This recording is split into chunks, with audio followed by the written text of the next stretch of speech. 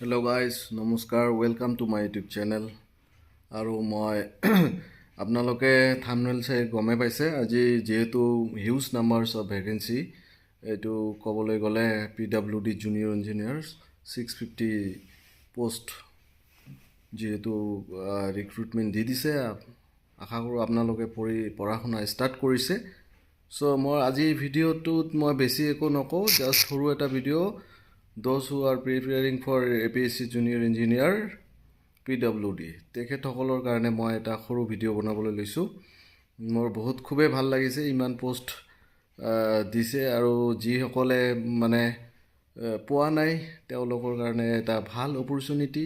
চ' মই কৈছোঁ যে প্ৰিপেৰেশ্যন কেনেকৈ আৰম্ভ কৰিব। এতিয়া চবে বুকছ কিনি আছে, কিবা কিবি কিনি আছে, য়েছ ঠিকে আছে।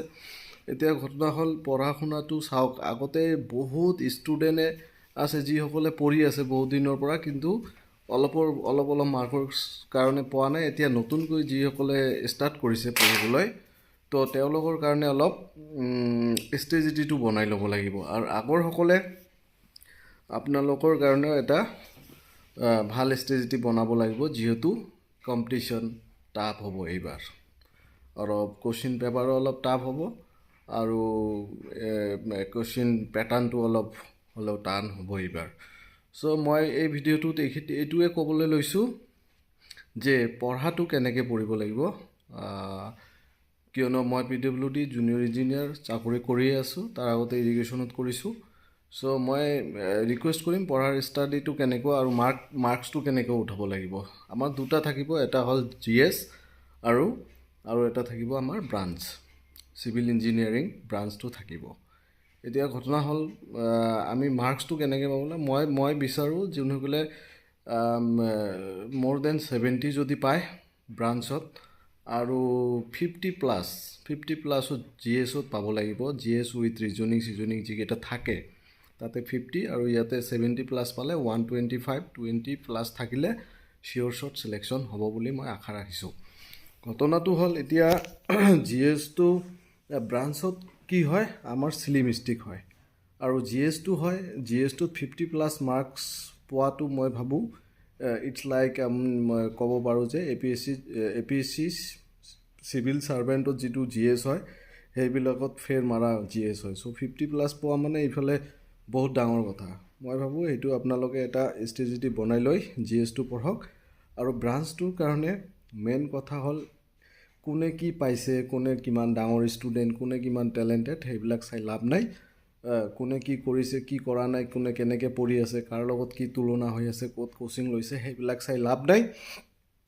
এতিয়া যিসকলে প্ৰিপেৰেশ্যন ষ্টাৰ্ট কৰিছে, মই খালি এটাই মই ৰিকুৱেষ্ট কৰিম, আপোনালোকে বেচিক কনচেপ্ট এতিয়া পঢ়াৰ খালি এটা মাইণ্ডছেটটো লাগে, মাইণ্ডছেটটো আনক, বেচিক কনচেপ্টটো ষ্টাৰ্ট কৰক। মানে আপোনালোকে RS খুৰ্মি দি ষ্টাৰ্ট কৰক কিতাপখন। খুৰ্মিখন পঢ়াৰ লগে লগে এটা কিতাপ দি নহ'ব আৰু নাম্বাৰছ অফ কুৱেশ্যনছ।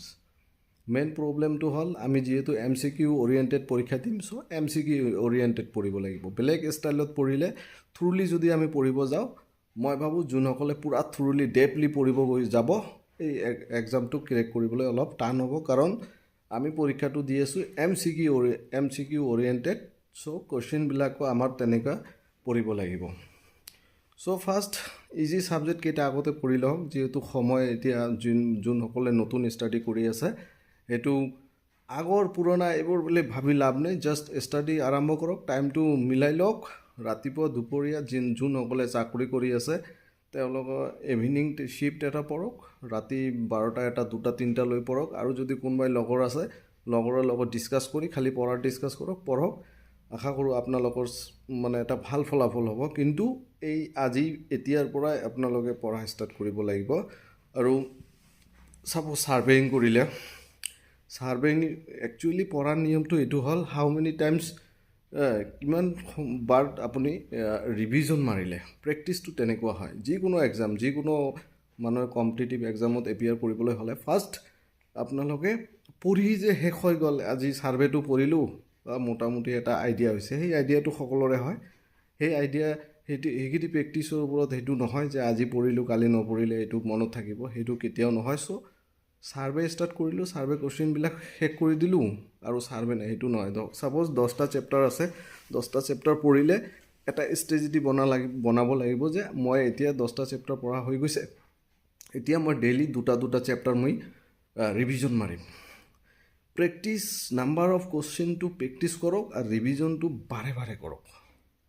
এটা চেপ্টাৰ ধৰক 300 কুৱেশ্যন আছে, 300 কুৱেশ্যন আজি পঢ়িলে কালি ছাপ'জ বেলেগ এটা চেপ্টাৰ পঢ়িলে, বিল্ডিং মেটেৰিয়েল পঢ়িলে, এডভান্স বিল্ডিং কনষ্ট্ৰাকশ্যন পঢ়িলে, এষ্টিমেটিং পঢ়িলে, ষ্ট্ৰেংথ অফ মেটেৰিয়েল পঢ়িলে, ষ্টিল, RCC ষ্টিলটো এইটো লাষ্টত এৰি দিব, লাষ্টৰ ফালে কেইটামান অলপ মুখস্থ টাইপ কৰিলে সেইকেইটা কমন হৈ যায়, ইমান সেইকেইটালৈ মাথা মাৰি লাভ নাই। যিবিলাক ইজি আছে একদম চিয়'ৰ শ্বৰ্ট মানে পঢ়িব লাগিব। এনেকুৱা নহয় যে মোৰ অলপ কনফিউশ্যন আছে, এইটো কুৱেশ্যন কি হ'ব, এইটো এনচাৰ এইটো হ'ব, অলপ কনফিউশ্যন টাইপ, এনেকুৱা নহ'ব, চিয়'ৰ শ্বৰ্টকৈ পঢ়িব লাগিব। চ' আজি মই এটা বেছিক এটা কথা ক'বলৈ লৈছোঁ যে কেনেকৈ আমি কেনেকৈ কৰিব পাৰিম। জাষ্ট আপোনালোকৰ মাইণ্ডছেটটো ছেট কৰক, টেবিল চেয়াৰলৈ পঢ়িবলৈ বহক, নপঢ়িলেও নহ'ব।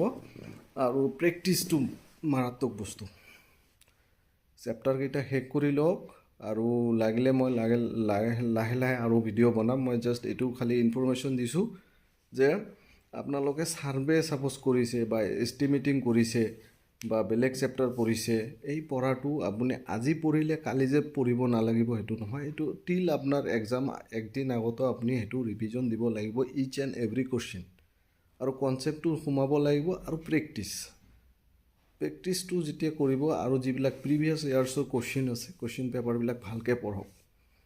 আগতে কুৱেশ্যন পেপাৰ লৈ পেলাই আকৌ ছল্ভ কৰক যে কেনেকুৱা টাইপৰ আহে, কেনেকৈ পঢ়িব লাগে, এইবিলাক কেনেকৈ ছল্ভ কৰে, আৰু সৰু নোট বনাই লওক। যিবিলাক বস্তু অলপ টাফ, চব কনচেপ্ট আমাৰ মনত নাথাকে, চব বস্তু আমাৰ মনত নাথাকে। চ' যেতিয়া পঢ়িম, যিকেইটা বস্তু আমাৰ অলপ কনচেপ্টৰ বাহিৰত যায় বা যিকেইটা বস্তু আমি বুজি নাপাওঁ, বহুত কষ্ট কৰি বুজি পালেও বস্তুটো সেইটো আমি ছেভ কৰি ৰাখিব লাগে বা অলপ নোট কৰি ৰাখিব লাগে, পিছত এক্সামৰ আগত সেই বস্তুটো চাব লাগে।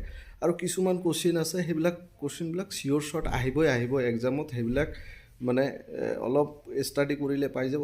অলপ ভিতৰত সোমাই যাওক, অলপ ষ্টাডি কৰক, পঢ়া শুনা ষ্টাৰ্ট কৰক, চিয়'ৰ শ্বৰ্ট জুনিয়ৰ ইঞ্জিনিয়াৰ PWD চাকৰি হৈ যাব, মই সেইটো আশা ৰাখিলোঁ। আৰু অল দ্য বেষ্ট সকলোৰে কাৰণে। যদি কিবা ভিডিঅ' বনাব লাগে আৰু বেলেগকৈ আপোনালোকে মোক কমেণ্ট বক্সত জনাব, মই বনাই দিম। Bye bye.